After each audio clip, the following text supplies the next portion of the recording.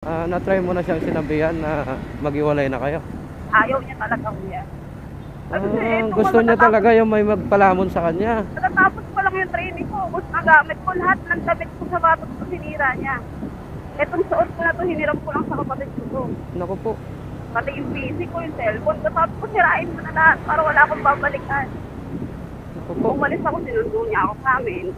Ayaw ko nang sumama, pinasama lang ako ng nanay ko kasi ayaw niyang tumigil sa loob ng bahay namin. Hindi siya takot sa mga magulang mo? Hindi takot yan, kuya. Diyos ko po. Yung ex niyan, pinatay niya. Nakaligtas lang yung nanay ng mga anak niya sa una. Kasi nagkaroon ng iba yung babae at ayaw sa kanya. Sinaksak niya kaya. Kaya sabi ko sa kanya, wala akong ano ka ako sa'yo. Grabe naman yan. Baka mangyari yan sa'yo, ha? Huwag naman sana. Kaya sabi ko sa kanya, tapusin mo na lang ako para matapos ka na din. Sabi ko, hirap na ako eh. Sabi ko sa kanya, tapusin mo na lang din yung hirap ko. Total, ginawa mo sa kanila, gawin mo na lang. Grabe na ako. Pinaglaban pa kita sa pamilya ko, tapos ganyan lang gagawin sa akin.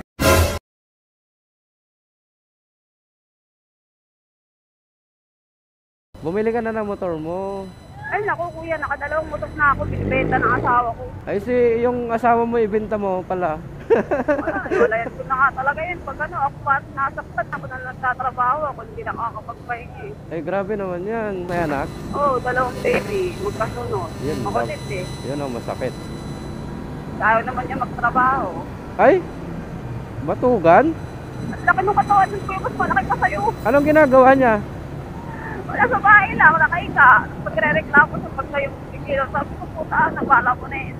Aray ko po. Tapos pag may gusto siya, kinukuhaan niya pa ako, hindi siya nagpapaalam.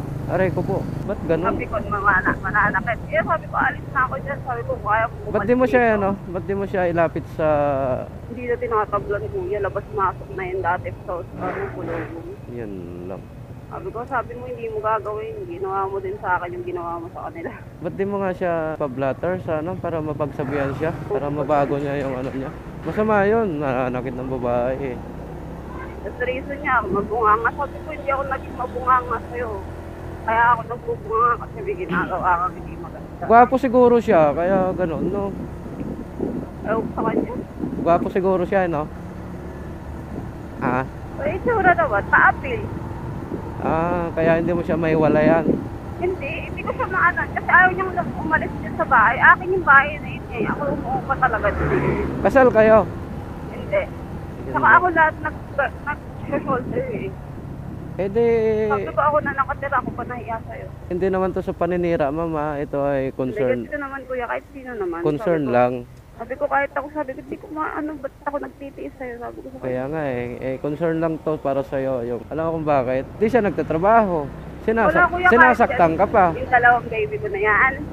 Nabuntis ako lahat ng anak, wala ni bis na nilabas dyan. Pero anak niyo yung dalawa? Oo. Ang parang kasi ng ano niya, kaya ko. Sabi ko, hindi dahil sa kaya ko, babae pa din ako.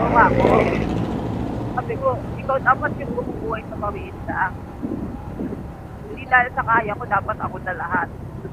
Kaya nga wala.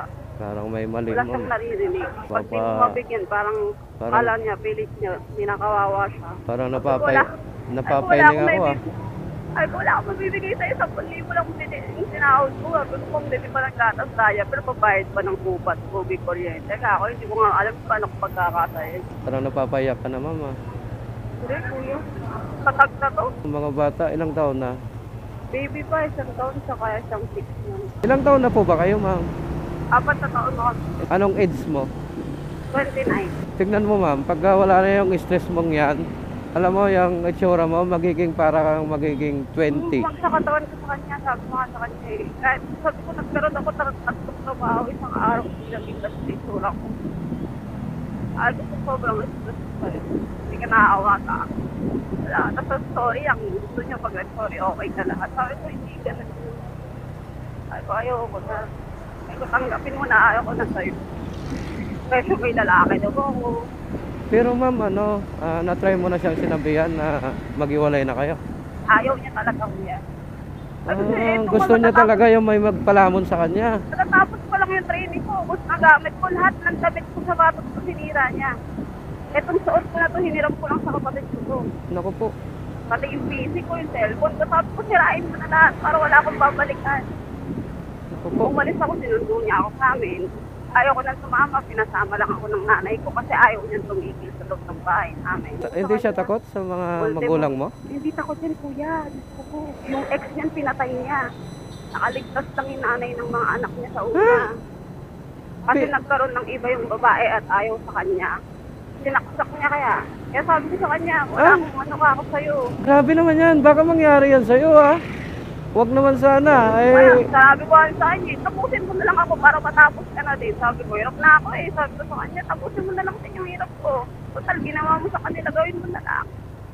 Sabi ko, para matahimik ka. Sabi ko sa kanya, hindi daw niya kaya. Sabi ko, ano, hindi mo kaya, nananakit ka anong na hindi sabi ka? ko, hindi mo Anong kaya. hindi kaya? Inananakit na nga siya eh. Tapos may history siyang sinaksak yung Wala ka na nga, ako hindi ka nahihiya. Ako nagtatrabaho. Wala akong pahinga, ganyan gagawin. Papasok ako, itatago ko yung pasa ko, yung gano'n ko sa mukha. Sabi ko, hindi ka nahihiya. Kanya, tapos magtataka ka, ba't ayaw sa'yo? Kasi pag may mga outing dyan sa office, maraming yung kasi man lalaki daw, gano'n. Ay ano yon? Ikaw pa yung pinagbibintangan? Na nanlalaki ka? Ako nga daw nung lalaki, kaya nga sinira niya lahat ng gamit ko. Kasi ang pasok ko nung nakaraan, alas 10. Hmm. Siyempre nagpo-commute ako, gigising ako alas 7, aalis ako alas 8. Para hindi ako malilate. Para pagdating ko makakapagpahinga ako. Yun, sinira niya lahat, wala ubos lahat gamit ko. Grabe. Isang sako ng damit ko, pati sapatos ko lahat, pinagsisira niya. Grabe ma'am, so sad yung mga nangyayari sa'yo sa lalaki. Kuya, ay sabi ko, tatag ko eh, sa call center pa ako, sanay na sanay sa toxicity ng buhay. Grabe na ako. Pinaglaban pa kita sa pamilya ko, tapos ganyan lang gagawin sa akin. Pinalayas ako sa pulot ng pamilya ko dahil yung sa kanya. Ah, patay tayo dyan. Pinalayas ka ng... Tinitrigger niya kasi yung mga kapatid ko. Eh, Kasi siyempre ako pumapagit na. Oo. Eh buntis ako that time, may pabunso ko eh, 7 months. Hmm. So nagkabaranggayan, ganyan. Pinili kita ka ako, pinaglaban kita sa magulang ko, tapos ganito lang mapapala ako sa'yo. So ngayon, yung tinutuloyan nyo, ano ba yan? Eh, yan yung nahanap yung bahay. Sabi ko, ako naman nagbabayad ng lahat. Ako nahiya sa'yo, hindi ako makapagpahinga. Uuwi ako, tulog siya. Hmm. Oo, na pa yan siya matulog. Sabi ko, paano ako matutulog kung tulog siya? Kita ko yan.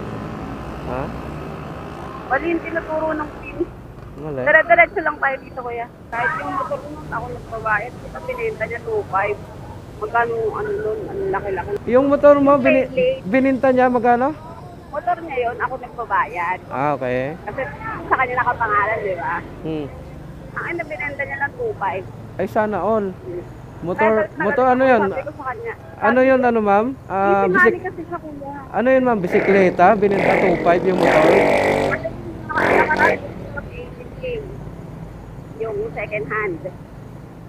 So, gusto niya bibenta niya yung dalawang motor 4.5. Tapos sabi niya nagagalit ako. Natural magagalit ako. Sabi ko, hindi ko pulot yung pera kung bayad. Ito, mama. Bibenta mo 4.5. May tanong sana ako ma'am. Ako sana mamasamahin. Hindi kaya siya nagda-drugs? Hindi naman, kuya, kasi hindi naman siya nalabas ng bahay. Ah, hindi naman. Ang ano lang sa kanya, maano siya tawag, gusto na easy money. Hmm. Kahit yung cellphone niya. Ano ba yung story niya ng mayaman ba sila dati? Paano ba? Oo, kasi sila nakasandal sila sa lolo nilang music.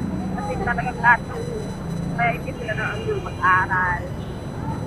Lahat ng gusto nila, binibigay lang. Pag may manligaw sa yung iba ma'am, iwanan mo na yon. Ako kaya, maliit sa isipin pa na hindi ko sa akin. Baka Kasi ako, wag mo lang isipin yung mga bata. Alam mo kung bakit. Ikaw lang din naman yung bumubuhay sa mga sinabi ko bata. yan sa kanya, sabi ko, ayoko mag-isip kayo na dahil sa mga anak ka. Ganon lang yon, kasimple ma'am. Ako lang din naman ang bumubuhay. Ako lang din talaga ang Ang simple-simpleng isipin ma'am kasi ikaw lang din naman naghanap buhay. Ikaw lang bubuhay sa mga bata. Pag pinalis mo yon sa buhay mo, mababawasan ka ng bubuhaying isa. Palamuning isa. Siya. Mga bata na lang. Kasi nagkatrabaho ako. Kung hindi, gulong-gulong na naman tayo pare-pare. Baka mamaya niyan, magkasakit ka na ma'am. Hindi ka na kumakain ha. Hindi ako makain sa bahay. Kung makakainin ka, sa grocery ka, hindi nag-food. Pag nag-grocery. First boyfriend mo ba yan? Pangalawa. Pangalawa. Bakit yung una, hindi kayo nagkanoan? tagal din kami nung una kasi ng babae, mamatay kayo. Ah, ng babae din siya. 7 years kami ng 8. Pero ng babae. Oo. Kung kailan nagkaanak kami, hindi siya ng babae. Ah, yung ano, yung Pangalawa dalawang to. anak mo. Sa kanya, bali tatlo. Ah, Yung bali panganay ko 8 years old. Bali tatlo na yung anak mo. Yung isa doon sa una Nandun na mama ko. na boyfriend mo.